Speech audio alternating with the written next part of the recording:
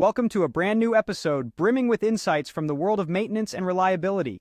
I'm Ryan Chan, CEO and founder of UpKeep. In this episode, we'll explore the impact of machine learning on predictive maintenance, discuss the nuances of dealing with union crafts, and touch on the significance of a bill of materials. We'll also talk about career progression amid technological advancements and the calibration of instruments. Plus, we'll offer guidance for those entering organizations without existing reliability practices. So, let's get started.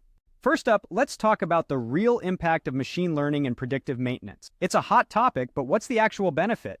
Machine learning can save significant time by automating analysis, which was previously done manually. However, it's not all smooth sailing. The initial setup can be challenging, especially with sensor maintenance and overwhelming alarms. Interestingly, despite the buzz, the actual implementation of these advanced technologies is quite limited, often restricted to top-tier companies in specific industries. Now, dealing with union crafts can be tricky, especially when trying to foster buy-in for maintenance reliability activities. The key here is leadership and communication. Whether it's a union or non-union environment, the approach remains the same. Listen to the challenges, remove obstacles, and respect the contract specifics. Leadership plays a crucial role in navigating these waters effectively. Moving on, let's discuss the importance of a bill of materials, or BOM.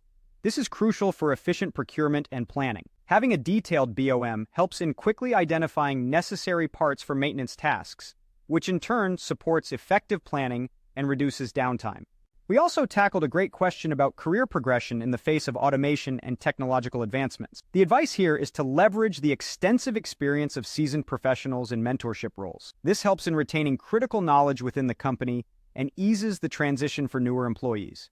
Another interesting point we covered was the calibration of instruments. This isn't a one-size-fits-all situation. The frequency of calibration depends heavily on the specific requirements of the equipment and the risk tolerance of the business. Monitoring instrument drift can help in determining appropriate calibration intervals.